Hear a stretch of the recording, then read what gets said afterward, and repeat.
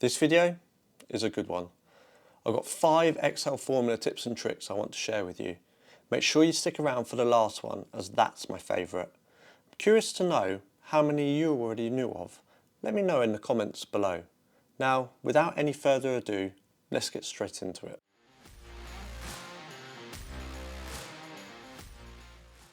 We've got a set of data here that's got cake, location and value, and we want to sum the value for Carrot Cake Deluxe by the location Manchester, and we can use a very simple SUMIFS function to do that. Our sum range is our value column, our criteria range 1 is our cake column. Sorry, I'm just going to have to take this call, so we'll just press enter here. That comes back with an error, so we can't do that, so we're going to have to escape out of our formula and come back to it later. Now, if that's ever happened to you, like it's happened to me lots of times previously, there's a very simple way that we can deal with this in order to not come out of our formula.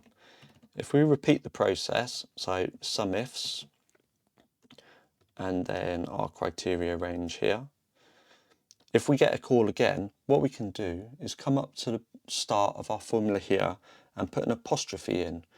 The apostrophe within Excel forces Excel to look at anything within that formula bar as a text string, even if it's got numerical values. Once the apostrophe is in there, we can press enter, and that will allow us to go away and do what we need to do and come back and then finish our formula later. We've received this data set from one of our colleagues, and at the top here you can see it's got an inflation percentage of 8%. I'm keen to understand if that cell has been used to generate any one of these values below. One way we could do that is by looking through all of the cells to see if we can find that cell being referenced anywhere. But a much quicker and simpler way to do it is by clicking into the cell with the 8%, coming up to the Formulas tab, and then coming across to Trace Dependents. This will then insert some arrows, and these arrows show us each cell that has been influenced by that percentage rate there.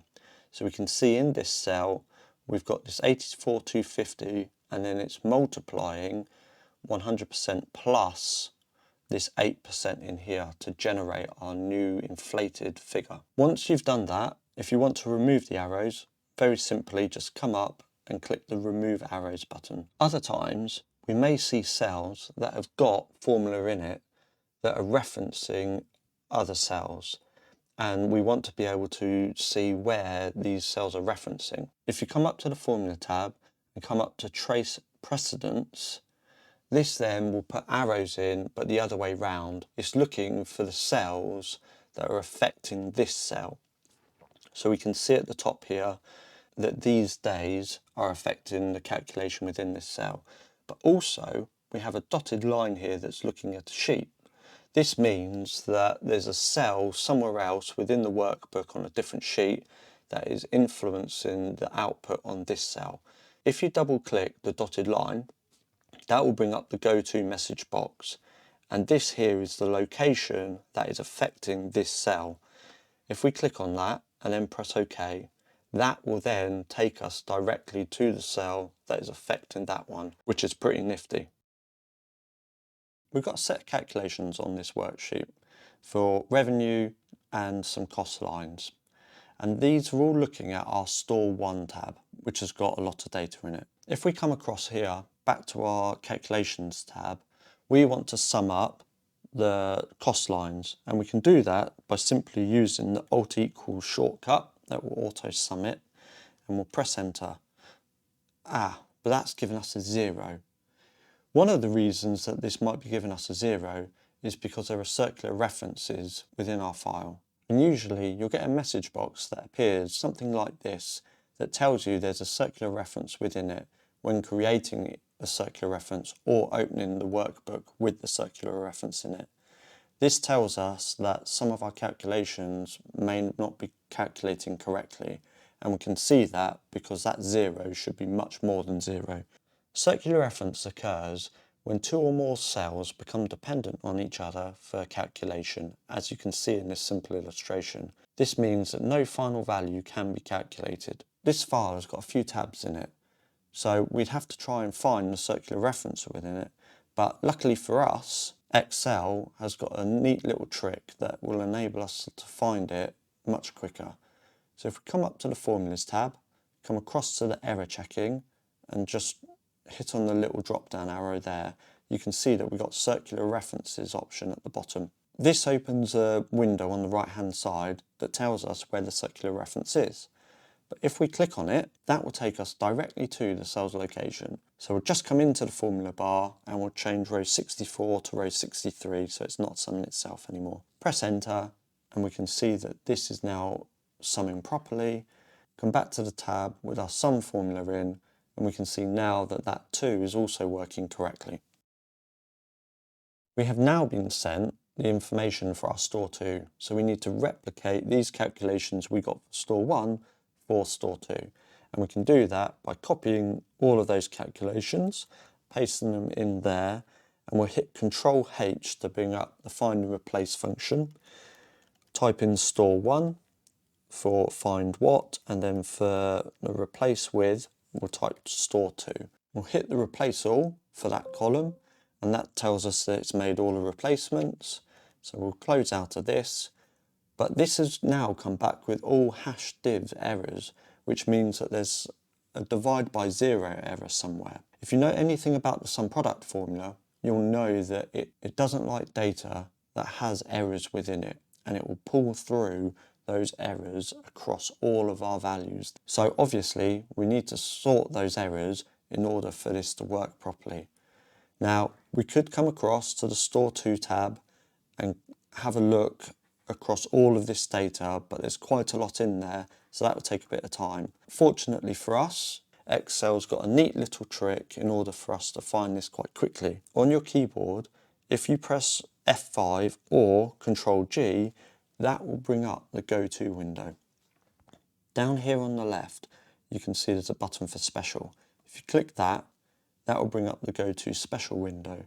What we want to do is put the check mark in the formulas and then uncheck all of the entries except from the errors one and press OK. That's now selected all of the errors that exist within this tab.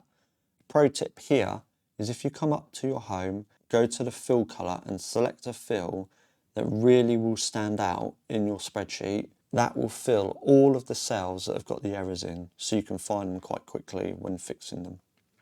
Looks like our errors are on this overtime rate line. This is a hash div error because there are no overtime hours in there to calculate a value. So we can solve this quite easily by coming up to the formula bar and wrapping the sum function in the if error function. And we'll make the value if an error 0 and we'll close the parentheses. That means that will change all of those hash divs to 0. If we copy that across, rather than having an error in here, it's put a 0, but I've hidden all of the zeros, so that's why that looks like it's blank. If we come back to our store data, you can now see that the sum product is working perfectly.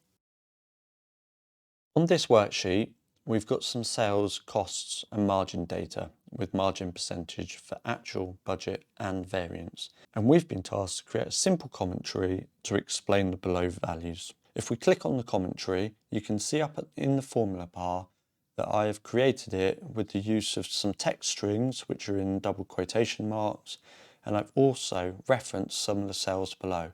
And I've done that so when the values change, the commentary automatically updates. But as you can see, the values that get pulled through in the commentary like that aren't very nice to read at all, especially the percentage one, where it's got no percent in there and there's a lot of decimal places afterwards. So it's just really not very nice for the end user to read. The way we can combat that is by using the text function and wrapping these cell references within it. So we'll come up to the formula bar, and just before D5 we'll type the word text and press the tab button to open the parenthesis. Our value is the cell value, so we can keep that as D5. And our format text, we can come down here and we can select B11 to reference that format that we want it to be. We'll go ahead and we'll do the same for D6. We'll put our cursor just before D6 and we'll type text and then press tab again to open the parenthesis. We'll put a comma in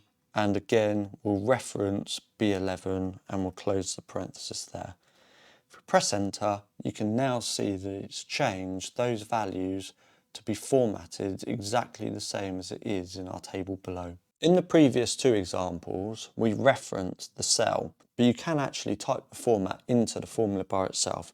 So we'll highlight that format and we'll press Ctrl C to copy it. We'll come back up to our commentary and select in before B8. We'll type text, open the parenthesis again, and then we'll press comma. And because that format is a text string, we need to put it into quotation marks. So we'll open the quotation marks, we'll press Ctrl V to paste that in, we'll close the double quotation marks, and then we need to close the parentheses, and then we can press enter. And there you have it. I'm sure you can agree that that's much nicer to read than it was previously. Well, I hope you found this video really useful. Please give it a like if you did, and if you're not already subscribed, I'd really appreciate it. I'll see you in the next one.